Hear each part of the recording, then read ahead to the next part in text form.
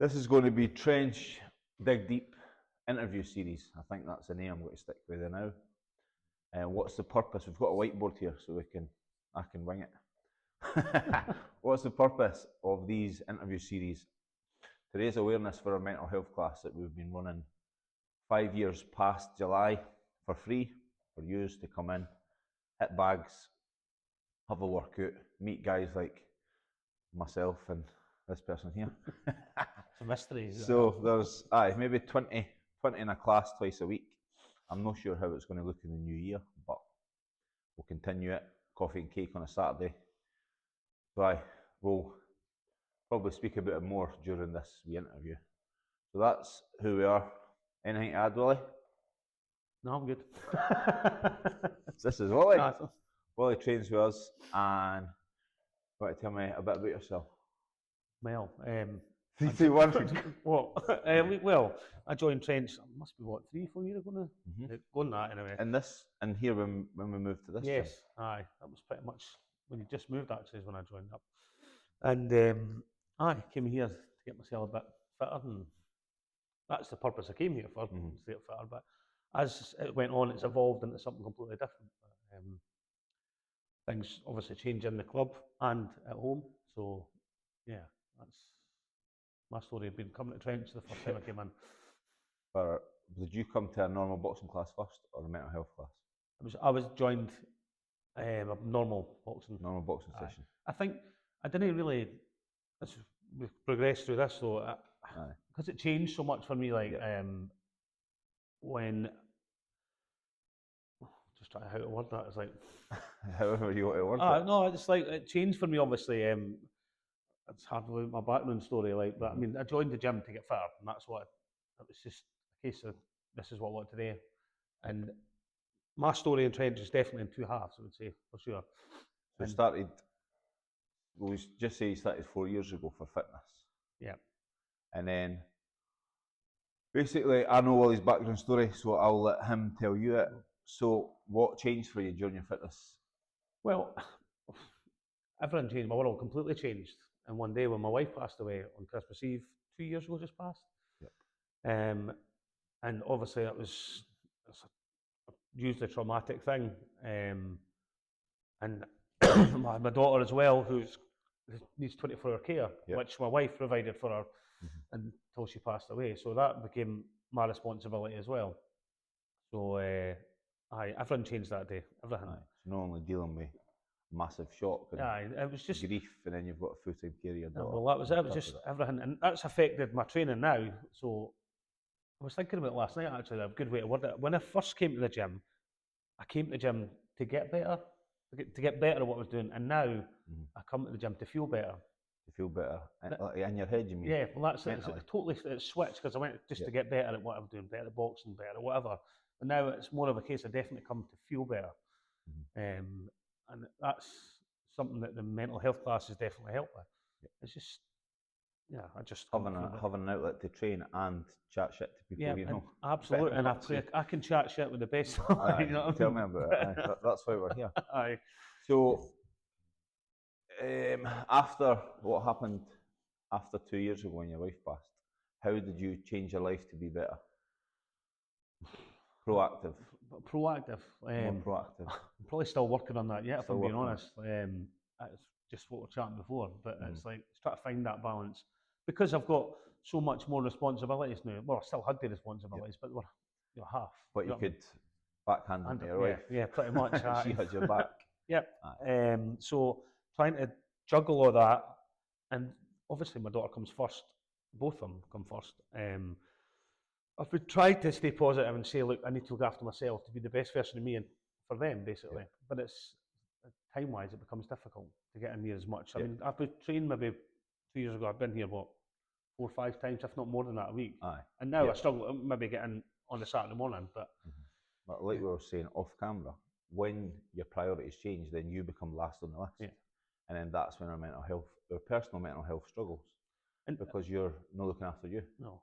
I think as well, with me coming to the gym and meeting all these people before all this happened, I think it's really vital for me that I was part of this place, to be honest with you. And I never ever, I know people talk about mental health things. It was never something that really concerned me. Never thought about it that much, to be honest with you. I probably did have mental health issues at some point, but just dealt with them every day. I think working men in the trades are too proud. I'll use the word proud. They're too proud to come forward, because I would in the gym, if me and you was training, I'd be like, "Oh, for the shit week" or whatever like that. But I would never say to you, "My mental health shit. I'm struggling mentally right now." I think it's like, I think there's a stigma around it when you say my mental health. People think that you're like perhaps feeling, I don't know, like really deep down mental issues. Someone's hitting the bag next door. That's for their mental health. I think when you say the word mental health, you think maybe that you should be it's a sort of stigma that you're not well. But I think, of course, the words themselves, mental health, makes you think like you're nuts, you're crazy, or anything like that. But it's not that you're weak. Aye, that you're. Is the first thing I would have thought about years ago is he's mentally weak. Aye. But it's not the case. I'm mentally strong. I always want to win and be better. Yeah. But I still struggle. I still go through the dark days. I still fight, motivate myself to get up, as I can't be asked, working or getting out of bed in the morning sometimes, or pushing hard to keep working and being better. I think we all have to have that line to get to. We might never reach it, but it's about pushing for that line. Like, you know what I mean? As you say, some mornings I'll wake up and you're like, I really can't be bothered doing this today. Like, exactly. Cannot be bothered doing it, but you just got to get out of bed and get on with it. I think. Exactly. No one's got to take us by the hand and lead us to greatness, are they? No, they're not. We need to get up and keep driving forward pretty much. That's, I think, as you say, that the stigma around mental health, especially in construction, where we both work in, it's just like, it's getting better, but it's still way behind the times. Yep. Way behind. 5 years ago, when I started this, I thought it was getting better. I thought the mental health stigma, as you like, was getting better. Like the speaking about it, open up about your feelings. Definitely in here it's better, but I think as a community, it's still shit. There's no much support. I know Andy's Man Club's doing great things and they're doing well, and there's a few other businesses popped up and trying to help people with mental health, but our classes are busy. It's not exactly a mental health meeting. It's not like let's talk. It's no nothing like that. But it certainly helps me every single week. These classes lift my mood and give me a purpose. Give me not a purpose, but this is why I'm doing it. So I'm doing it to help people and help myself. Like, these classes help me because sometimes I'm struggling, and I'm not going to, like we said, I'm not going to come and say, "Oh, I'm struggling. I need a bit." So come and give us a cuddle, Martin. Because Martin's nuts. I need to tell you to breathe. Sorry, just breathe. Chatting away. But if you come to these classes, you'll meet him and everybody else that's like him. So there's no many like him, though. Thankfully, there is not. Sorry, Martin. We're just joking. I was going to laugh. We're going to finish strong, honestly. We're going to finish strong. He comes out with some cracking one-liners. Indeed, but I mean, that's part of the sort of. I know. Half the time I'm raging already about something else, and he talks, and I just burst out laughing. I'm like, "What the hell? What's going on here?" Yeah, definitely. I mean, there's a few times I've been creasing the floor laughing. Brilliant, eh? Right, so you have had an absolute stinking hand dealt to you, and my brain, I don't know how I would cope in your situation. You're doing brilliant. I know you're doing the list on the priorities, so your training's no great right now, but everything else is priority, which is understandable. So what keeps you motivated? Some days, I don't know. The girls, definitely, is making sure that that they're as good as they can be. I mean, sometimes you've got to let them go and be what they want to be. Do you know what I mean? Especially now, Megan's 19, coming 20. I mean, but she's still a bairn.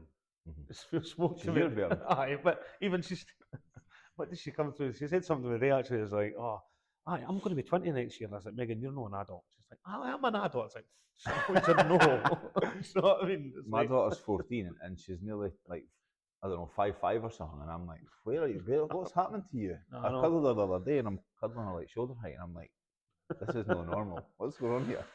Where's my wee baby?" She just started laughing at me. I bet when they tell you to fuck off next, it's like, go away from me. Luckily, that's not happened yet. But she doesn't want to see me as much. She wants to see. She wants to be at her mum's more. She's always been independent. I think as well that's something that, again, with like Holly, my other daughter, whose needs are much more than her sisters, obviously, I think we should be very much. It's easy for me just to treat her like a baby. Do you know what I mean? Because I care for 24/7, and it's easy just to keep her and keep her safe in the house. I think that's on me being quite selfish about it. And she needs to get to be part of the world as well, and that's something that I've opened up to and let her go into her own thing. She's got her own peas that take her out and do things. And when I first looked at that, I was thinking, oh, I can get them to come and I'll give me a couple hours to go to the gym or whatever, but they couldn't commit to the hours. Yep. I was like, oh, this doesn't really suit me, but it suits her. So that was a sacrifice that, again, training, but that's to let her grow, do you know what I mean? And you've also got outside help if you need a break now and again, Yeah, my parents help a lot, and obviously Megan's an adult now, so she can watch her sister a wee bit and help out. What about other places for like respite? Well, Rachel House and Kinross, they've been amazing, actually amazing, and that's where when I went through all the trauma, all that was before, because that's what it was. You know what I mean? They really helped me out with a lot of stuff, and it opened up more to talk about mental health as well, and realised that in Rachel House, not just actually being in there though, and watching what goes on around about, and I think we talked about before about the construction industry, and me not being that, you know, didn't really recognise mental health, but as soon as that happened, it changed me completely on how I thought about these things, how your outlook on life is, and how you look at just the average man walking past. There's always someone worse off. Oh, absolutely, and that's always thought that. There was one point I have to say, I'll be honest. I always walked through life like, as I was some worse off. I've been in hospital wards and seen kids in some terrible, like not terrible, but just that are a lot worse than my daughter. Do you know what I mean? The life expectancy and things like that, and it opens your eyes to think that it could be so much worse. But then, I mean, I'll be honest, like a couple of weeks after my wife passed away, I was like, nah, it's making it worse after me. Like, but and I kind of went away. Do you know what I mean? It's like, fucking hell. It's like, really? But that goes though, because there is people that are out there that didn't get the help that they're. Most people that's not making it, the people that's got 2 weeks to live. It's. I think it makes you question your own mortality as well when you see these sort of things about. You think, well, you know what I mean? You just got to try and enjoy life and try and do what you can and get through it all. The mess that is life.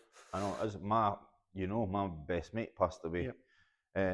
Last 2 years past June, like this year it'll be 2 years in June. But he was told he had all clear from a tumour in his tongue, and then 3 weeks later they said, like, you've got 2 weeks to live. So that's fucked up. It's funny because it goes back to a couple of these like stories that you think to yourself. Again, I look at things slightly to a different outlook on that. Like, if somebody told me I had 2 weeks to live, I don't know, I'd still be like a big baby. You know what I mean? I don't know. I'm no like. I've got the fear of dying death. Absolutely. I don't know what I would rather. Obviously, live till I'm 100. I want to see my daughter grow up. I want to see grandkids grow up if there's any grandkids in the line. Before my wife passed away, she had some heart issues. She had to go in and get a valve changed in her heart, and she was told like there was a 60% chance she wouldn't make it through the operation, and which is like, I mean, you think 69, but when someone tells you that, it's scary. It's scary. So we went into the hospital, and she completely shit. She was like, "No, I'm not doing it." And I remember being quite annoyed about that. Just more selfish for me, you know what I mean? I was annoyed that she wasn't going to get this done, and you know what I mean? Don't leave me. And then she went home and we had the worst Christmas. Oh, she got in so much pain, and she really, it was horrible what she had to go through the Christmas time. Because they told her, go home and enjoy your last Christmas. It could be, do you know what I mean? And I remember I'd been really panicked in the hospital, and then she went in to get the operation. She never got the operation when you went for it the first time. She had to suffer. She suffered so much for that. But then when she went in the second time to get it done, she was ready. You know, it was weird. You could just see that she was ready. Like, she couldn't live like that anymore. It needed to be done. Motivated to be better. I've never seen somebody change so much. It was like, she was ready to do it. She got to that point, and she came through it. She was fine in the operation, and it worked out all right. And if she maybe went and got it done then, maybe it wouldn't have been the case. So I think you've got to walk through these things to get to these places. Sometimes you've got to suffer just to be in a better place for it, if you know what I mean. Suffer a wee bit so you feel there's benefits. I think people can walk through, and I'm certainly one of them. You walk through life until a car crash happens in front of you, and you're oblivious to all this Aye. sort of stuff. You think life's You just go into Groundhog Day, don't Aye. you? You get up, you go to work, you go to the gym, or whatever else and you worry about what's routines in are. your own wee box, Aye, and you don't really see what's happening round about you. I'm quite selfish that I'll just live in my box and stick to my routine because it keeps my brain happy. Yeah. And then as soon as something affects that box, then I spiral. Aye. And I'm not sure how I catch myself each time, like with different scenarios. But obviously, I've never been dealt a hand like yours. Oh, you have though as well. I mean, Knows- I know, but every lot a bit of trauma. I feel like if something happens to me personally, I'm fine because I can deal with it. But if something happens to one of your family or your loved ones, then you've no control. Yeah. So if I'm not in control of the situation, I then think that's where I struggle. I think though when you find it, but you do become in control. If you know what I mean. Yeah. You take control because you have to. Aye, I know, but I'm saying it's harder because you can't control maybe the pain or the grief that the other person's going through. Whereas if it's my grief or my pain, then I can deal with that because it's me. And as a man, like we were speaking about before, we can hide it better. We can be like, I'm fine. You know what I mean? Yeah. You're not fine, but I am fine to everyone else. Aye. And I'll just get through it my own way. Aye. What talk was we're fine. But I mean, majority of days I'm not. I'm not fine, but I've just learned to manage that and try to cope with it in healthy ways, like coming here and hitting a bag or whatever, or just having a laugh. That's try and cope with it in healthy ways. Both of us know that life's far too short.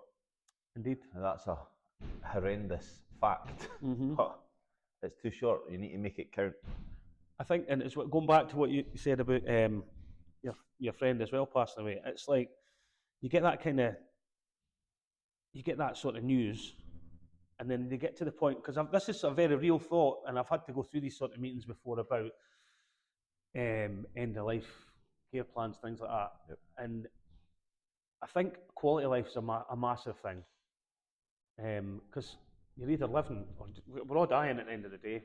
Exactly. But we need that quality of life, and I think about that for my daughter quite a bit, because like they tried to give her medication that made her drowsy, and she wasn't the same person. Right, what's the point? I'd rather, and it was to deal with seizures and things like that. Now, she might have a seizure that might, you know what I mean, it could be fatal for her. But I mean, I'd rather take that really small chance, and she could live for the next 10 years being living life, than doped up for 20 years and being someone different. Aye, and not having any joy, and no smile, no laughter. Do you know what I mean? And before I would have been quite selfish about, oh no, we want her to be here, I didn't want that for her. I wouldn't want that for anybody. But you'd rather the quality over the quality, quantity, basically. Yes. Aye, totally. I think that's 20 years is I don't know, heavily medicated. Aye, or like 10 years of just living it, having the best chance at life. And I think that's true of us all. Like, you know what I mean? It was just because we don't know what an end date is. We should be thinking about it's all about quality of life. Which is easier said than done. I mean, we still all worry about money and what we're going to get. The problem I find is you forget. So when I went through what I went through, which will be for another day, but you were like, right, every day counts. I'm going to make it count. It needs to count because it can be taken away at any moment. Then 2 months down the line or 3 months down the line, you're back in your routine, you're back in your box, and then you take a step back and you're like, wait a minute, I said I was going to be better. I said I was going to live better and whatever, be more proactive or whatever it is. And you forget. And then you feel guilty about being shit. It's a vicious cycle you get back into. Slipping back into the pattern of being just normal and going through your routine. Just like wading through life. I always say, this is not good enough, or I'm not good enough, and my partner's like, you always say that, but why? Like, why are you never good enough? I'm like, because I just want to be better. Like that, it's not the fact that anyone outside influences say that, it's just, I want to be better, because you remember your headspace you were in the difficult times. You think back to there, and I've squandered a year there not doing these plans I wanted to do, but I mean, like, looking from the outside into you, I mean, look at what you've achieved here. You know, you've done all that, but it's. I get though what you mean though when you say, "Oh, I don't think I've done good enough," because there's loads of times I'm like that at home too. I'm like, should have done this or I should have done that, or. Yeah, everybody says it to you, but it doesn't matter. It doesn't matter how many people tell me or tell you. It's, I'm not good enough for me yet. I'm working on it, but we're not quite there. I want much more for the gym, for the mental health group, for this interview series. I think sometimes you get to sit down and So we're not quite there. enjoy the journey, mate. Aye, That's of what course, of that's course. what you're trying to. I'm It's very, easier said than very done, is proud of where the gym's going and everything else, but we're not quite there yet. That's the only, because I'm so hard on myself, or we'll call it perfection, because I don't know what other word it is. We're never going to get there, but if I keep chasing it, we'll be better each year or whatever. It's just about trying to enjoy the chase as well, though. Hey? Sometimes That's you can. what we need to remember that though. I forget all the time, Totally. and then I come in here and I'm like, I need to Funny, I look back and you get know my these finger things that out. you get these pictures like for your year and that, and I look back at some of these and I thought, you know what, I've actually had quite a good year. When you look back and see, I've done well. These memories I'm building. How does having a good year make you feel? If I sit down and thought about it, to break it down, I was like, because everything's so doom and gloom a wee bit for a long time. You think, oh no, I'm never going to, never going to do this again, never going to do that again, until you slowly come out of that, and there's a bit of light, and you see, well, actually, I'm making good memories again. Do you know what I mean? Because let's call it ground zero. It's like the day my wife passed away. It's like from there, you're like, there's never going to be any sort of good days again. The kids are always going to be miserable, and then you start to build a new life for yourself. You start to make these sort of, it might be the weirdest thing in the world, but you still, like, remember when you're a kid. Small wins is a win. Well, that's it. Take everyone as a kid. Like, just go away on holiday with the kids and then letting them enjoy themselves, see them smile again, and go to concerts. Things I would never have done before. Yep. I'm really pushing myself to do them now, because I'll never be that person again. I'll No, never be that person again. No, That's gone. after No, so trauma and heartache like that. And a lot of people, I mean, I watch it, and a lot of people try and still be that same person, try and recreate these memories. I've seen it, like, well, to be fair, my mum's a bit like that. When my sister, Looks like we're all fuzzy. Look, we're steaming up. all right. my mum was a bit like that. She was trying to create old memories because my sister passed away as well. And it was like 6 months after my wife, and my mum and dad are still trying to deal with that. But I tried to say to her, look, you can't recreate memories. No, you can never deal. You can only make new ones, eh? You will only just. I think about my mate every day, every single day. We were like brothers, no, just mates. Like we grew up together every single day, like till we were teenagers, and then we probably started having our own lives. But it wasn't. He was still there every day. I still messaged him, and most of the time I just ripped him. But that's what mates do. My one and only meeting with the man. Exactly, an eye opener. Well, it was that. It was fun. Well, I couldn't mind it. I had to phone you to remind me what happened. Maniac. He was an absolute maniac. I was always like trying to make him behave, and he's so loud and in your face. He was quite a calm bloke then. Then he'd just go in the huff because I gave him a telling off like a wee boy. But they're good memories of you to think about. Now I would do anything to have him back, pissing me off so I could tell him off. Aye, exactly. That's a constant thing. I think you'll forever. I don't think that is something that'll ever go away, or a sort of. It's just something that you've got to. You watch like the videos, oh, this is grief and this is what it means, and like it never goes away. It never gets. So every day I wake up and something happens, like something stupid can happen, or a song could come on, and I'm like, oh, that's him. He's coming to say all right, and it never gets easier. Like you don't feel any less hurt than day one. I don't know. You can suppress it a wee bit and get on with your life, but it's still. I think life can get in the way. It's still there and make it keep busy, but again, it hits you a wee bit and again. Exactly. Being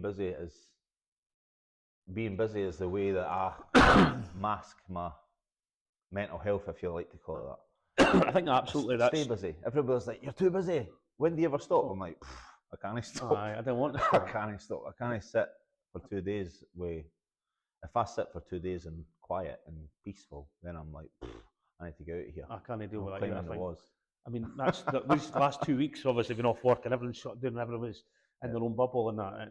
It's a long old haul, like 2 weeks off. I was in house and I said, I need to get out of here. I need to get out of this house. And then later that night, why did you say that? Like, that's like, you need to get away from me. I'm like, I just need to get away from me. It's me. I need to get one head.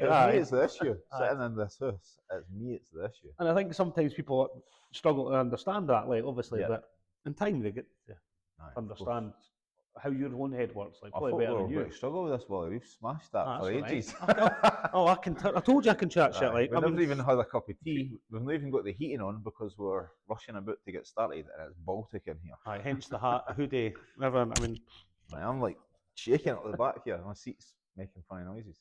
We've barely even talked about the gym today. I know. But the gym is good, by the way, trust me as well. The gym is a place, but it's not really a factor in what we're trying to create on this whiteboard in this interview series. The gym classes is not a factor. The community spirit that we create in the mental health classes. Definitely. The friendships you make. Absolutely. That's what we're trying to promote. Yeah. We're trying to promote the. I think I said to you as well, but before, because I was obviously before I was just going to class and things like that. That though was like prepared me so much to go through what I was going through. Do you know what I mean? See, if I never had that window or that sort of toe in the water as such with the mental health, I think I would have struggled so much more. In fact, it was weird because obviously my wife passed away on the Christmas Day, and then Boxing Day. The first place I came was here and seen you. I know, I remember. And it was like, I was like, what's going on? What the hell's happened here? And this was the only place I wanted to come, just because it was, I think as well, it's because this was my place as well. I had nothing really to do. Like, my wife never came here, and like that. Didn't know anybody here. And so it was just like, go back here with it. It's like, it's your church. Pretty much. It's true, it is. I mean, it doesn't look like it's my church. Like, 26, mate. 26 stone. But anyway, that's a goal for next year. But that's good that you felt that this was your place to unload on that in that moment. I mean, and that's something. Lucky I was here. That was just by chance. That was the universe lining up for us to indeed to grab a wee chat, and it's to feel comfortable enough to come and do that. Do you know what I mean? Because I mean, obviously we knew each other before then, but it's just the place can make you feel like that. You're comfortable enough. That's the friendships that this place makes. That's the difference. Absolutely. I wouldn't walk past anybody in the street here. At first, when you first come in, it's a wee bit like, but eventually... Once you get to know the regular 20, 30 people that come through the mental health classes, it's like an extended family. They're all annoying in their own way. And that's the one I would say, by the way. I wouldn't feel like you have to come here just because you feel like your mental health's down. What I'm meaning from it is that I strongly recommend somebody comes here, even though they feel fine. And the mental health classes. Because one day you might need the place. In fact, and definitely you will one day. One day something's going to go wrong, and you need that sort of. I had the foundations for it basically before I needed it, which really helped me. To be fair, it still is to this day. Something's got to trip you up in life, no matter who you are. Something's going to creep up and hit you one day unexpectedly. You think everyone's all right until it's not. And then, Exactly. Do you know what I mean? Don't we all? I mean, that is this life, so it's good to be ready for it. I'm not saying sit in panic every day that the world's going to end, but no, it's good to get in here and meet these folk. I'm just trying to quickly scan down my whiteboard to see where we're going, but I think we've went off like mental and crazy tangents, which has been great. This is how it should be. Like, I'm not trying to follow a script. I'm not saying, what did you do today? What are you doing tomorrow? What's your plans for 26? Same shit I've done before. Exactly. So we just wing it and then getting a chat. Well, I was hoping that's when we first talked about doing this sort of stuff. This is the kind of idea that you're looking at. So you just want somebody to basically have a chat and it goes where it goes. It's natural, authentic. Yes, authentic. It's authentically. That's a Johnny JDB quote right there. It's authentic, Johnny. You'll find out about that later. The business babble next door. They're great guys as well. So we'll be doing a wee bit, whatever it's called. Get some business folk in. Collaboration. They do business people. So I'll be going on their podcast in this year shortly, in the next month, I think. I've got 2 podcasts lined up for me to go on. Okay. Talk about my story. Like your story. We've all got a story. We have. And it's good to get it out there. It feels good to get off your chest as well, actually. And it's important, I think, that we've got people that are willing to listen as well. Apart from being Baltic, the next time we had the heating on our wee coffee and that. I was sitting in shorts and t-shirt and that. No cakes. I need to cut the cakes. I'm looking at Nah, still cakes. I love cakes. But more training. Right, so let's quickly scan down. We've done everything we needed to do. Right, so you've spoke about what happens on the tough days, how you've overcame. Right, I'm going to throw one at you. Right. How are you going to better take care of yourself this year? Because I want you to take care of you and make yourself more a priority. Oh, my problem is getting out of the house is a difficult thing. Of course it is. So if I can, I'm going to watch less TV. Because at first, that's Yep. I'd rather just go and walk on the treadmill. It doesn't bother me, just standing or watch it on my phone. Mhm. I need something to occupy my mind, so I've cleared the cupboard out. The treadmill's done. It's very accessible, right? So that's like, didn't have to be bursting myself on a treadmill or anything like that, but just Getting steps in. getting steps in, Of course. just get moving. And I mean, I can do so much the same shit I do in the house, sitting at the table. I can do it on the treadmill, just move Aye. it. It's more a mental thing than anything else as well. Because work's different for you because you're more in the van driving about Aye. sites rather than manual. Which I crafting. used to do when Yep. so when I came off the tools, it's like I've even got a site office now, which is I hate it. It's like a wee jail cell, man. We heat it. We're heating, obviously, and a kettle and a microwave and a fridge, Aye, that's which the I'm not worst. needing. Yeah, we definitely need to walking on the, like you said, watching your program and Aye, or just walking on getting your steps in. you need to it's the tiny wee things you need to change, and eventually the big picture will change, if you know what I mean. So Yep. that's my plan. And Diet. diet my is that, my eating habits this year. Like stopping at the baker's twice a day when you're roofing and freezing cold. I blame the winter. Obviously it's me, but I always say, it's just because it's cold I need the calories. Which is a wee bit true. But Right. I could also take a meal prep. Do you know what I mean? I could I take think something that- I've made in the house, like chicken, potatoes, something like that. I could take something and eat it cold. It doesn't matter, but I need to be better at I my think food. I'm tend to what I know I have done is I'm using my situation as an excuse sometimes. Do you know what I mean? I didn't have time to do that, or I'm doing this. Yep. I really need to stop saying that to myself because there's no reason why I can't be more organised for making. I'm stopping that time. I'm going to have something to eat then, and I've prepared that. I went to the shop, but it's just you can sometimes you just feel sorry for yourself, and you think it's all right to do that. Aye. But then it's We all not feel really. sorry for ourselves. We do though. We That's do. You know what I normal. mean? I know. That's how you end up with this. So it's, I know. it's like, so I need to really be disciplined and a bit more organised for me. I just need to be more organised for me. That's what I'm going to try and do in 2026. What would you do that? Right, well, we'll see. What you make me for dinner? I've stopped that. Oh, all right, okay. Meal prep's coming back through the food bunker. It is probably not an option in 26. Right, let's just finish on something a bit silly. Favourite exercise in the gym? Burpees.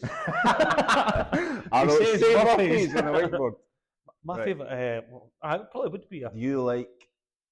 So I prefer bags and circuits in between, just because if it's a circuit to start, then it feels like a slog, like a horrible slow slog that I can't be asked. Whereas if I'm hitting the bag, then doing a minute press ups, then hitting the bag, then doing star jumps, blah blah, jumping back and forward, I feel like I'm much more motivated in that situation rather than I think, just smashing out a circuit. I quite like a circuit. Like, I mean, the way in the middle, like smashing at the circuit and then doing the Aye, bags, then and then doing the can the bags. wee. Because you know you're finished once you've done it. Aye, I think it depends on my mood and fitness levels. God, If I'm feeling happy and hyper, then I'll do that. If I'm feeling sluggish, then I'll just rather skive on the bag and do exercise every second. that sounds like me the last year, mate. Just Aye. hide in the bag and just have a laugh. But I quite like that. I think you can pace yourself at your own pace as well. Then I know that Aye, sounds funny, yeah, no, like no, I but know, aye. you've got like 40 seconds at a station. Mhm. You feel like you can push yourself or not. 9 times out of 10, I'm not pushing myself. It is like, but You're just coasting on the bags. aye. Coasting on the bags, all right, but That's what I need to. That's another thing I need to change. It. I'm not pushing myself. You know, I'll go back to I what I see said. you. Don't worry. Oh, I know. And you call me out every time, and I still go. But I think that goes back to again. I come to the gym just to feel better. I'm not actually trying to get better, Aye. and I maybe need to try and flip that a wee bit next year and see what it Push your goals. Aye, well, we'll see. Favourite music? I already know his music, but favourite music? Fuck it, he never plays it anyway. That's I do. Everybody's like, "What the hell is this?" They love it. They love it. Right, what's your favourite music? Well, I like to train to rock music, like, but that doesn't happen very often. AC/DC comes Aye. on. I'm like, Wally, this one's for It's- you. I'm telling you, but at least 10% better. 10%. Oh, at least. Right, I'll play 3 songs next time. Right, I think that's us. It does look a bit fuzzy, so I'm not sure if the I'm not sitting down doing all that again. cameras, if the cameras went fuzzy, we'll just put some mad picture on. Can we our know AI voices. ourselves to be slimming that? Like, something like that. Maybe. Oh, I'm in black. I look slimmer in black. I know. Fucking gave me a grey one. Why? Aye, I sat right back to the camera, so I look alright. I'm side view to. That's Oh, your even worse. fault. I You know. asked to, you wanted to go that way. I know, but I still like to look at someone when I'm speaking to them. Aye, I suppose. Aye. Right, that's us. So thanks very much. Not a for problem, coming on. Gordon. This Not a is problem, the mate. first official interview series because I've done 2 or 3 before, and